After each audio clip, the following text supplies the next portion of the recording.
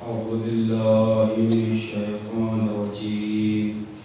بسم الله الرحمن الرحيم.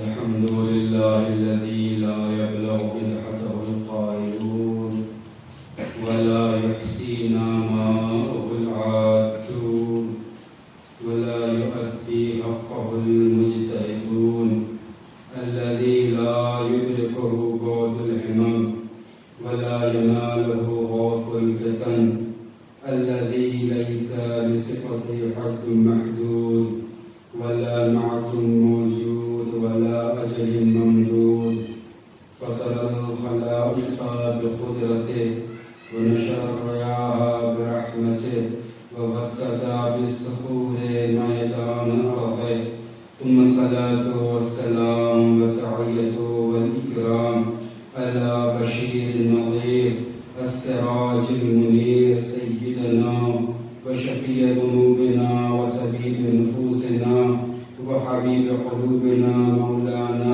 ومولى الثقلين جد الحسن والحسين بالقاسم محمد لا سيما من مبين بقية الله في الأرضين الحجة الثاني عشر المهدي المنتظر اللهم صل وعلى آل بيته الطيبين الطاهرين المعصومين المظلومين ولعنة الله على أعدائهم أجمعين من يومنا هذا إلى قيام يوم الدين. أما بعد فقد قال الله تبارك وتعالى في محكم كتابه المجيد والفرقان الحميد وقوله الحق. بسم الله الرحمن الرحيم. قل لا أسألكم عليه أجرا إلا المودة في القربى. صلوات الله. عزیزان محترم، خلاق کائنات نے اپنی محکم کتاب مبارک کتاب قرآن مجید میں ارشاد فرمایا ہے کہ قل لا اسألکم علیہ اجرا الا المودۃ فی القربى. اللہ اپنے حبیب سے ایک پیغام ہے، ایک میسج ہے کہ جب لوگ حبیب کی خدمت میں آئے، آنے کے بعد سے کہا اللہ کے رسول آپ نے بہت مشقتیں اٹھائیں، آپ نے ہمیں جینے کا سلیقہ بتایا، آپ نے ہمیں دنیا میں زندگی بسر کرنے کا طریقہ بتایا، آپ نے ہماری ہدایت کی، لہذا ہم یہ چاہتے ہیں کہ اجر رسالت کو عنوان سے کچھ نہ کچھ دے. تاریخ بتاتی ہے بہت سے لوگ آئے، لوگوں نے ہماری دنیا عطا کرنا چاہا کہ اللہ کے رسول آپ اجر رسالت کو عنوان سے مال لے لیں. کچھ لوگ آئے، اے اللہ کے رسول ہم اپنی بیٹیوں سے شادی کر دیں گے. کچھ لوگ آئے، لوگوں نے چاہا کہ حکومت دے دی جائے. لیکن عزیزان محترم، جس رسول کے کلم کے اوپر خدا وحی کی مہر لگا دیتا ہے، جب بھی وہ کلام کرتا ہے، جب تک خدا وحی نہ کرتا ہے وہ کلام نہیں کرتا ہے. صلوات پڑھو لوگوں نے کہا اللہ کے رسول کچھ نہ کچھ آپ اجر رسالت کو عنوان سے لے لیں، لیکن رسول خاموش ہیں. اتنے میں جبرائیل امین وحی لے کر آئے کہ اللہ کے رسول اللہ ارشاد فرماتا ہے کہ قل لا اسألکم علیہ اجرا. اے حبیب آپ ان سے کہہ دیجئے کہ ہمیں اجر رسالت کو عنوان سے کچھ نہیں چاہیے، لیکن الا المودۃ فی القربى. اگر تم دینا ہی چاہتے ہو تو خدا مطالبہ یہ کر رہا ہے کہ ہمارے قربہ سے مودت اختیار کرو. تو عزیزان محترم، اگر یہاں پہ دیکھا جائے کہ اگر رسول مال لے لیتے، اگر رسول بیٹیوں سے شادی کر لیتے، تو وہ لوگ جن کے پاس مال نہ تھا، وہ لوگ جن کے پاس ہمارے دنیا حکومت نہ تھی، وہ روز قیامت رسول سے یہ کہہ سکتے تھے اے اللہ کے رسول خدا نے ہمیں مال دنیا سے نہیں نوازا تھا. جب مال دنیا نہیں تھی ہمارے پاس تو ہم اجر رسالت کس طریقے طریقے سے ادا کرتے ہیں۔ لہذا اللہ نے کہا دیکھو ہم نے ہر انسان کے دل میں، ہر انسان کے جسم میں ایک دل کو رکھا ہے اور اس دل میں ہم اہل بیت کی محبت کا مطالبہ کر رہے ہیں۔ لہذا دنیا پر، اس دنیا میں انسان زندگی بسر کر رہا ہے اور اگر وہ مسلمان ہے، اگر وہ نماز پڑھ رہا ہے، اگر وہ روزہ رکھ رہا ہے، اگر وہ دین کے اوپر عمل کر رہا ہے، جب رسول کو رسول مان رہا ہے تو رسول کی رسالت کو اجرت بھی دینا ہے۔ آپ دیکھ لیں، اگر کوئی انسان نے گھر بناتا ہے اور بنانے کے بعد اس نے کروڑوں روپے لگا دیے گھر بنانے میں، اچھے طریقے سے گھر کی تعمیر کرائی، ہر طریقے سے آسائش موجود ہے، لیکن عزیزان محترم اگر اس نے کسی مزدور کی 1 روپے کی اجرت اگر اس نے نہیں ادا کی تو اس میں اگر وہ عبادت کرتا ہے تو خدا رب العالمین اس کی عبادت کو قبول نہیں کرتا ہے۔ اور روایت کے جملے بھی ہیں کہ اگر مزدور کسی کے گھر مزدوری کر رہا ہے تو اس کا پسینہ سوکھنے سے پہلے اس کی اجرت ادا کر دی جائے۔ تو عزیزان محترم جب ایک انسان دنیا میں زندگی بسر کر کے اپنا بنایا ہوا گھر میں انسان صرف 1 روپے کی اجرت ادا نہ کرے تو اس کی عبادت نہیں ہو سکتی۔ تو مسلمان اگر اجر رسالت ادا نہ کرے تو وہ مسلمان کیسے ہو سکتا ہے؟ سب اور پڑھ لہذا اللہ نے مطالبہ کیا ہے، رسول نے تو نہیں مانگا تھا کہ مجھے اجر رسالت چاہیے، لیکن لوگ آئے تو اللہ نے وہی کر دی کہ رسول کہہ دیجئے کہ لا اسألکم علیہ اجرا الا المودۃ فی القربى، کہ اگر دینا ہے تو ہمارے قرابت داروں سے محبت کرو، ہمارے قرابت داروں سے مودت اختیار کرو۔ تاریخ بتاتی ہے جیسے یہ آیت نازل ہوئی رسول نے اس آیت کی تلاوت کی، جناب ابن عباس نہیں موجود تھے، انہوں نے رسول سے سوال کیا اے اللہ کے رسول یہ بتائیے مل مراد من القربا، کہ قربا سے مراد کون ہے؟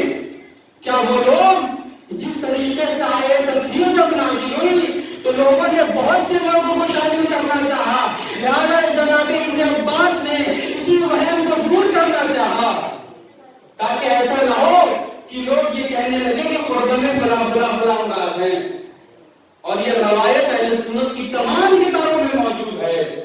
جناب ابن عباس جب سوال کیا تو رسول نے ارشاد فرمایا اے ابن عباس اللہ نے جو لوگوں کے اوپر قربا کی محبت کو واجب قرار دیا ہے وہ قربا سے مراد فاطمہ ہے، اس قربا سے مراد علی ہے، اس قربا سے مراد حسنین ہے۔ عزیزان محترم اگر کسی کے دل میں ان پنجتن پاک کی اگر محبت ہے تب جا کے وہ قربا کی محبت کا حق ادا کر رہا ہے، اور تقاضا محبت کی ہے جس سے محبت کی جائے اس کی اطاعت کی جائے۔ یہی وجہ ہے خدا رب العالمین نے قرآن میں ارشاد فرمایا کہ دیکھو اطاعت کرو اللہ کی، اطاعت کرو رسول کی، اطاعت کرو اولو الامر کی۔ رسول تو سمجھ میں آتے ہیں لیکن اولو الامر سے مراد کون ہے؟ تو اولو الامر سے مراد پیغمبر پاک علیہ السلام ہے۔ اگر انسان اہل بیت سے محبت کرتا ہے تو انسان کا فریضہ یہ ہے کہ جتنی محبت ہونی چاہیے اتنی اطاعت ہونی چاہیے۔ صلی اللہ علیہ وسلم۔ تو اہل بیت اس ذات کا نام ہے کہ خدا نے جتنے کمالات اہل بیت کو دیے کسی کے پاس اتنے کمالات موجود نہیں ہیں۔ آج جو دنیا اہل بیت کی دشمنی میں ہے، اہل بیت سے دشمنی کر رہی ہے، وہ صرف اور صرف وجہ یہ ہے کہ خدا نے اہل بیت کو فضیلت سے نوازا ہے۔ اگر دنیا میں کسی کے پاس فضیلت آ جاتی ہے تو جو انسان رشک کرنے لگتا ہے، انسان یہ سوچتا ہے سب سے بڑا میں آدمی ہوں، لیکن اہل بیت اس ذات کا نام ہے جس کے پاس فضیلت آنے کے بعد فخر کرتی ہے۔ اگر انسان سخی ہو جاتا ہے، انسان عبادت گزار بن جاتا ہے، اگر لوگ عابد کہنے لگتے ہیں تو انسان سوچتا ہے کہ ہم خدا کی عبادت کرنے لگے۔ لیکن عزیزان محترم اگر کوئی بندہ خدا کے لیے عبادت کرتا ہے تب خدا اسے اجر دیتا ہے، لیکن اگر کوئی انسان کسی بندے کو خوش کرنے کے لیے عبادت کرتا ہے تو خدا اس کا اجر دیتا ہے۔ لہذا انسان کو چاہیے کوئی بھی عبادت کرے. آج معاشرے میں کیا ہے آپ دیکھ لیں, انسان مدد تو کرتے ہیں, بہت سے ایسے لوگ ہیں کہ جو بہت سے لوگوں کی مدد کرتے ہیں. روایت کے جملے ہیں کہ اگر کسی غریب کو 1 روپے دو, دائیں ہاتھ سے دو تو بائیں ہاتھ کو پتہ نہ چلنے کا ہے. اس سے مراد کیا ہے کہ اگر نیکی کر رہے ہو تو کسی کو بتاؤ نہیں, اگر خدا کے لیے کر رہے ہو تو خدا تمہارے شہر سے قریب ہے, خدا کو بتانے کی ضرورت نہیں ہے. لیکن آج زمانہ کیا ہے, ہم کسی غریب کو 1 روپے دیتے ہیں تو ہم 10 لوگوں سے کہتے چلے جاتے ہیں ہم نے فلاں کی مدد کی, ہم نے فلاں کی مدد کی. لیکن ائمہ نے اگر کسی کو عطا کیا ہے تو ائمہ نے کسی کو بتایا نہیں ہے. اور عزیزان محترم ایک روایت کی جملے ہے کہ اگر کوئی انسان سخی ہے تو جہنم کی آگ اس نقصان نہیں پہنچا سکتی ہے. روایت کی جملے ہیں کہ خود حاتم طائی کتنا بڑا سخی تھا. روایت کی جملے کہ حاتم طائی جہنم میں تو رہے گا لیکن جہنم کی آگ اسے نقصان نہیں پہنچا پائے گی. آخر وجہ کیا ہے؟ وجہ یہ ہے کہ حاتم طائی سخی انسان تھا. لیکن جب مولا کی خدمت میں لوگ آنے کے بعد سے کہا مولا حاتم طائی بہت بڑا سخی تھا, جو اپنے در سے 7 در کھول رکھتے تھے. جب کوئی انسان پہلے در کے اوپر آتا تھا, جب 7ویں در کے اوپر جاتا تھا تو وہ مالدار ہو جاتا تھا. تو مولا کائنات کو مسکرا کے کہا حاتم طائی سخی انسان نہیں تھا بلکہ سخی انسان وہ ہے جو اپنے ایک ہی در سے اتنا دے دے کہ مجھے دوسرے در پہ جانے کی ضرورت نہ پڑے. چلو اور پڑھے محمد والے تو عزیزان محترم ائمہ کیا ہے؟ ائمہ ہمارے لیے آئیڈیل بنا کے بھیجے گئے ہیں. قرآن مجید کی آیت ہے لقد رسول اللہ اسوۃ حسنہ, لقد کان فی لکم رسول اللہ اسوۃ حسنہ, کہ ہمارے لیے رسول آئے ہیں وہ ہمارے اس پر حسنہ کے لیے آئے ہیں, ہمارے اخلاق کو سنوارنے کے لیے آئے ہیں, ہمارے کردار کو سنوارنے کے لیے آئے ہیں.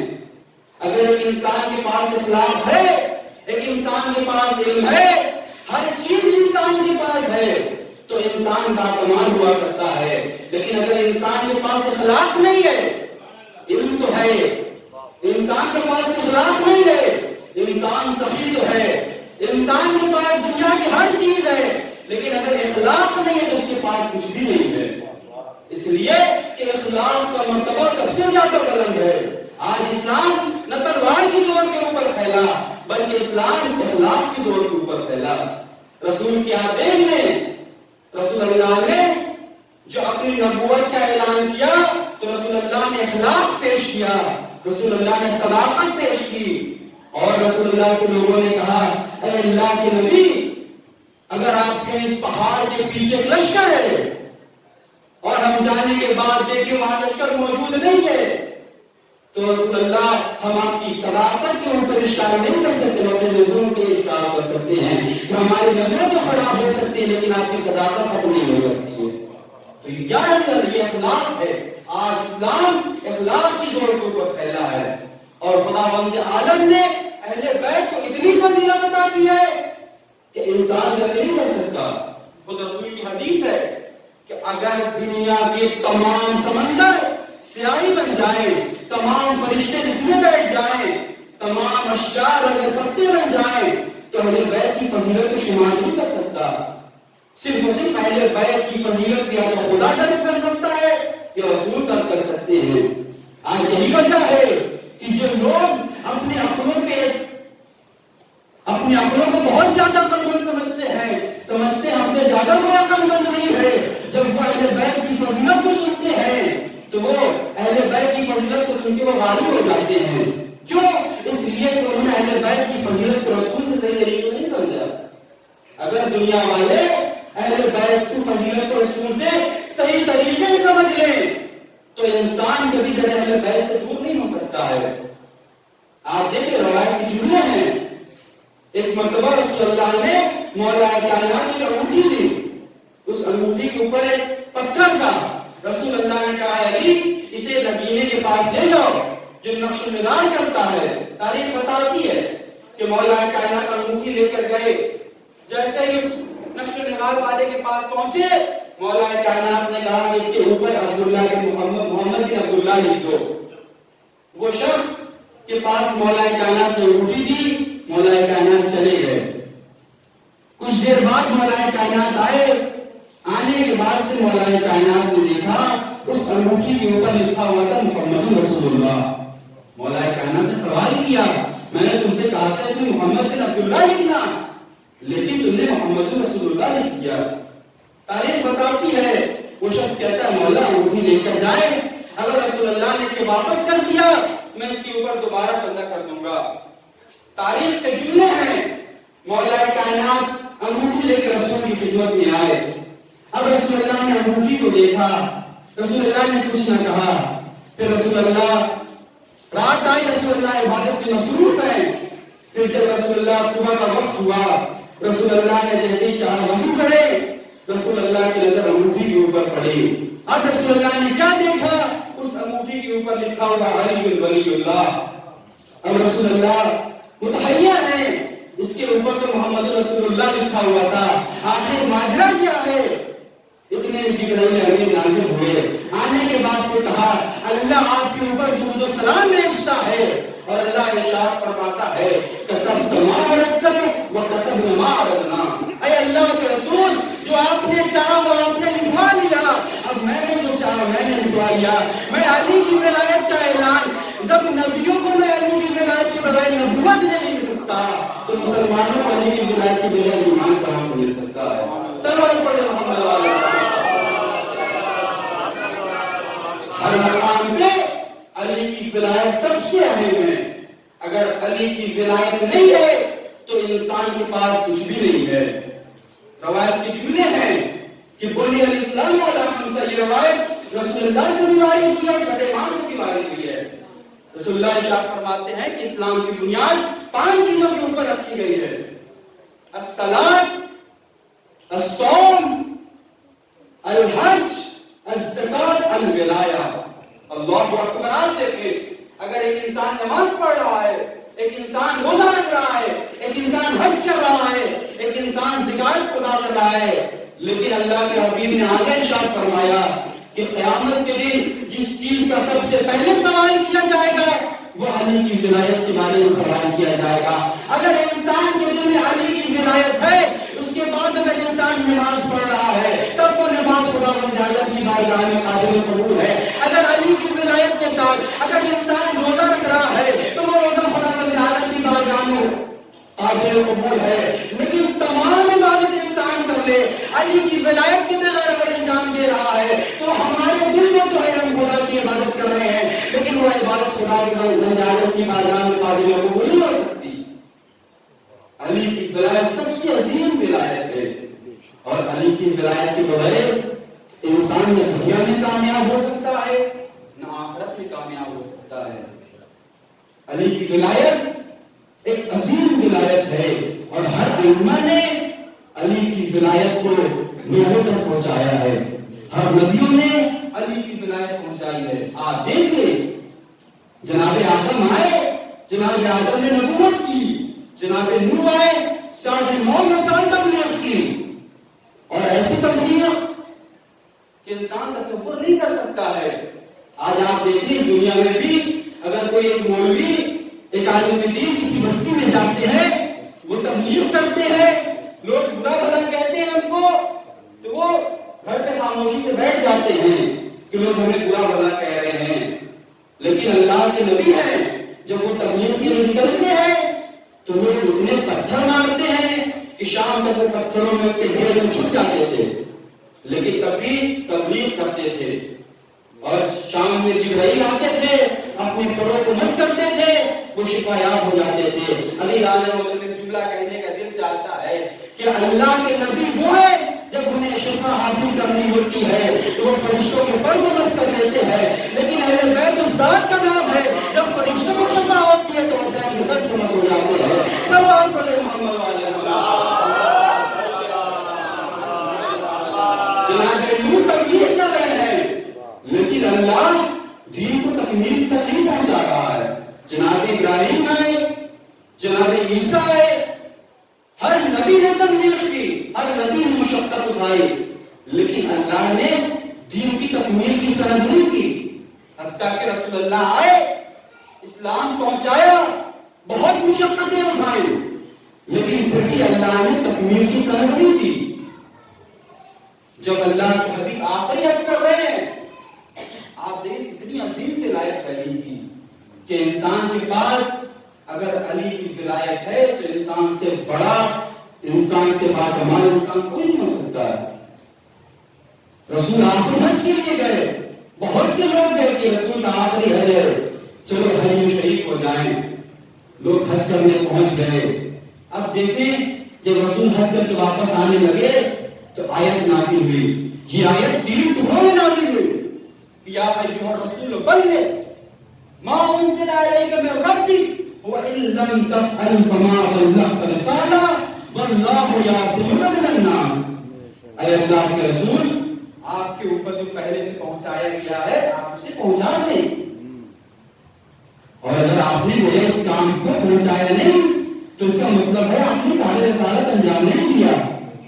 آخر میں اللہ کے رسول نے اللہ سے کہا مجھے خوف ہے یہ نئے نئے مسلمان ہوئے ہیں، تو اللہ نے کہا واللہ یعصمک من الناس، اے اللہ ہم آپ کے لوگوں کو، آپ کو لوگوں کی شر سے محفوظ رکھیں گے۔ تو علی جان محترم، اس کا مطلب یہ ہے کہ علی کی ولایت ہر کسی کو حاصل ہونے والی نہیں ہے۔ لہذا جب اللہ نے رسول سے کہہ دیا کہ اے رسول ہم آپ کو لوگوں کی شر سے محفوظ رکھیں گے، تب جا کے اللہ کے رسول نے علی کی ولایت کا اعلان کیا۔ اب ولایت کا اعلان ہو چکا، سارے لوگ آئے، بقیم بقیم لگا امیر المؤمنین، مبارک ہو علی، آپ مومنین کے مولا ہو گئے۔ تو علی جان محترم، علی اس ذات کا نام ہے کہ دشمن بھی علی کا کلمہ پڑھتے ہوئے نظر آتے ہیں۔ علی اس ذات کا نام ہے کہ رسول اللہ نے کیا ارشاد فرمایا، یا علی حبک ایمان۔ اگر کسی کے پاس دیکھنا ہے کہ کسی کے پاس ایمان ہے یا نہیں تو یہ دیکھو اس کے دل میں علی کی محبت ہے یا نہیں۔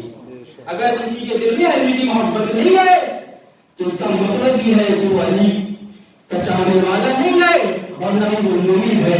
اور علی کا دشمن وہی ہو سکتا ہے کہ جو رسول اللہ کا دشمن ہے۔ علی کا دشمن وہ ہے کہ جو اللہ کا دشمن ہے۔ یہی وجہ ہے کسی خطیب نے ایک بہت ہی اچھا جملہ کہا، علی کی محبت کو پانے کے لیے ماں کا نیک ہونا، باپ کا ایک ہونا ضروری ہے۔ صلوات پڑھیں محمد علی کی ولایت ہر کسی کو قبول نہیں ہو سکتی۔ علی کی ولایت کے لیے قلوب کا پاک ہونا ضروری ہے۔ علی کی ولایت کے لیے نسلوں کی طہارت ضروری ہے۔ اگر انسان قرآن کو طاہر طریقے سے پڑھتا ہے، قرآن کو طہارت کے ساتھ پڑھتا ہے، تو علی کو بھی انسان چاہیے کہ علی کی دل کی محبت کے لیے جو قلوب کا طاہر ہونا ضروری ہے۔ آج جتنی بھی دشمنی اہل بیت سے کی گئی وہ صرف علی کی ولایت کی بنیاد کے اوپر کی گئی۔ اگر علی کی ولایت کو ہٹا لیں آپ تو کوئی دشمنی نہیں ہے، لیکن اللہ اکبر، محبت علی علیہ محترم، اللہ نے مطالبہ کیا ہے کہ ہمارے قربا سے محبت اختیار کرو۔ اور انسان اگر اہل بیت سے محبت کر رہا ہے تو انسان ہر چیز جو بھی عمل کر رہا ہے وہ خدا کی بارگاہ میں قابل قبول ہے۔ آپ دیکھیں دفاع ولایت میں جو سب سے پہلی شہادت دی ہے وہ جناب فاطمہ الزہرا نے دی ہے، جو علی کا دفاع کر رہی ہیں۔ رسول کی آنکھ بند ہونے کے بعد جناب فاطمہ ہر دروازے کے اوپر جاتی ہیں کہ کیا تم نے علی کی ولایت کا اعلان رسول اللہ نے کیا تھا؟ تم نے نہیں سنا، لوگوں نے انکار کر دیا۔ تاریخ بتاتی ہے کہ جب رسول کی وفات ہو گئی جناب فاطمہ ہمیشہ پوچھتی تھی، اے علی کسی نے بابا کا کرسا دیا؟ پھر دوسرے دن جناب فاطمہ نے یہی سوال کیا، لیکن یہ تاریخ بتاتی ہے تیسرے دن مولا کائنات گھر میں آئے، آنے کے بعد اپنے ابا کو بچھا دیا اور بچھانے کے بعد کہا، اے سیدہ اور میں تمہیں تمہارے باپ کا کرسا دوں۔ اللہ اکبر۔ عزیزان محترم، ہر مجلس میں یہ دستور ہوتا تھا، ہر مجلس میں سکینہ اپنے باپ کا کرسا لینے آتی تھی، لیکن آج مجلس کا دستور بدلا ہوا ہے، آج حسین کو سکینہ کا کرسا دینا ہے۔ تاریخ بتاتی ہے عزیزان محترم، جب حسین کی شہادت ہو گئی جب شام غریبہ آئی جناب زینب نے بچی کو ڈرنا شروع کیا. جناب سکینہ کو جب دیکھا جناب سکینہ موجود نہیں ہے. اب جناب زینب ہے میدان کی طرف آئی. کیا دیکھا؟ ایک لاشوں سے بچی ہے جو مٹی ہوئی ہے اور آرام کر رہی ہے. جناب زینب جیسے ہی قریب پہنچی لاشے سے آواز آئی, اے بہن زینب آہستہ ہو, میری بچی سکینہ سینے پہ سو رہی ہے. اللہ اکبر. وہ وقت بھی آیا جناب زینب نے جناب سکینہ کو اٹھایا. اٹھانے کے بعد سے کہے بیٹی کسی بھی لاش کو دو طریقے سے پہچانا جاتا ہے. پہلا طریقہ یہ ہے کہ لاش کے اوپر سر ہوتا ہے نہ لباس ہوتا ہے. اے بیٹی میرے بابا کے نہ سر ہے نہ لباس ہے, تم نے کیسے پہچانا؟ جناب زینب سکینہ نے کہا میں بابا بابا کر رہی تھی, اسی نشیب سے آواز آئی اے سکینہ میں یہاں ہوں, میں سمجھ گئی یہ میرے بابا کی لاش ہے. اللہ اکبر. عالیان محترم وہ وقت بھی آیا جب یہ قافلہ چلنے لگا کربلا سے جب کوفہ جانے لگا. وہ وقت بھی آیا جب امام حسین کا سر جس نیزے پہ تھا وہ نیزہ زمین میں دھس گیا. ارے لوگوں نے چاہا ایسے بھی نیزے کو نکال لے, جب نیزہ نہ نکلا ارے شیو سید سجاد کے قریب آیا. ارے اپنے سید سجاد کے قریب آنے کے بعد سے کہتا اے سید سجاد ارے تمہارے بابا کا سر آگے کیوں نہیں بڑھتا؟ سید سجاد نے اپنی بیڑی کو سنبھالا. سنبھالنے کے بعد سے ارے سر حسین کے قریب آئے. اے بابا اب آپ کے بیٹے کے اندر ارے اتنی تاب نہیں ہے کہ وہ درے برداشت کر سکے. بابا آخر وجہ کیا ہے؟ امام حسین کے سر سے آواز آئی اے بیٹا سجاد سکینہ ارے سکینہ جو قافلے سے بچھڑ گئی ہے. اللہ اکبر. اب جناب زینب اور جناب سید سجاد سکینہ کو ڈھونڈتے ہوئے آگے بڑھے. کیا دیکھا؟ ایک ضعیفہ ہے, سکینہ آرام کر رہی ہے.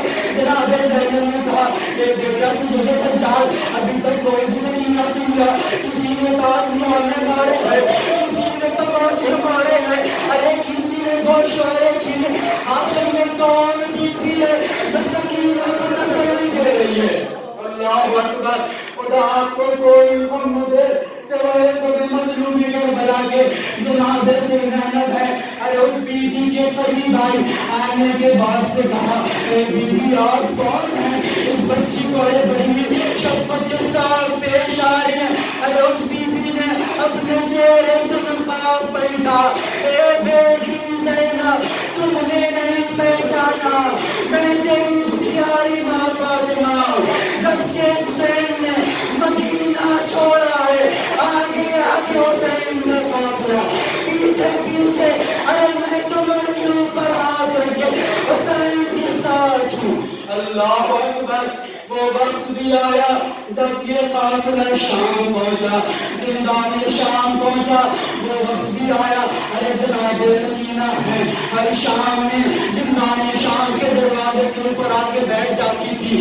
جب بھی پرندوں کو دیکھتی تھی اپنے پھوپھی سے سوال کرتی تھی اے پھوپھی اماں یہ پرندے کہاں جا رہے ہیں؟ جناب زینب کہتی تھی اے بیٹی یہ پرندے اپنے اپنے گھروں کو جا رہے ہیں. جناب سکینہ مظلومی سے کہتی تھی اے پھوپھی اماں ہم اپنے وطن کب جائیں گے؟ اللہ اکبر. عالیان محترم وہ وقت بھی آیا ایک ایسی شب آئی جناب زینب سکینہ ہے اپنے آپ کو ارے بابا کو خواب میں دیکھا. جب خواب سے بیدار ہوئی ارے گریہ کرنے لگی. یزید نے سوال کیا آخر کون بچی ہے جو رو رہی ہے؟ لوگوں نے کہا یہ حسین کی بچی ہے. اس نے باپ کو خواب میں دیکھا. یزید نے حکم دیا ارے سر حسین کو بچھایا جائے. تاریخ میں ملتا ہے ارے سر حسین کو لے کر ایک شخص زندان کے قریب پہنچا. جناب سکینہ نے جیسے ہی دیکھا ایک دشت ہے ارے وہ ڈھکا ہوا. سکینہ نے کہا مجھے کھانا نہیں چاہیے, مجھے پانی نہیں چاہیے, مجھے بابا چاہیے. ارے اس شخص نے جیسے ہی نقاب کو بیٹھا सकीना ने क्या देखा, बाबा का कटा हुआ सर। सकीना ने जुमला का, ए बाबा जब आप मैदान में गए थे, अरे बाबा आपका जिस्म मौजूद था, बाबा आपके सर्वतन में किसने जुदाई कर दी। अल्लाह अकबर। वो वक्त भी आया जब हुसैन का सर जनाब सकीना ने अपनी आगोश में रखा। रखने के बाद जनाब सकीना बयान कर रही है, ए मेरे बाबा आपके मरने के बाद अरे मुझे तमाचे मारे गए। ए बाबा आपके मरने के बाद अरे गोश्त वाले छीने गए। बच्ची बहन करती जाती है, रोती जाती है। अरे बीबियों ने हल्का बनाया, बीबियों में कोराम पर अरे लोगों ने क्या देखा, सकीना खामोश हो गई। सैयदे सज्जाद सकीना के पास आए, अरे उसके बाद कहते हैं इन्ना लिल्लाह व इन्ना इलैहि राजिऊन। ए बीबियों, सकीना से रुखसत हो गई। आए शाम में कोराम बरपा, वाह सकीना, वाह गुरबता, वाह मुसीबता, माँ का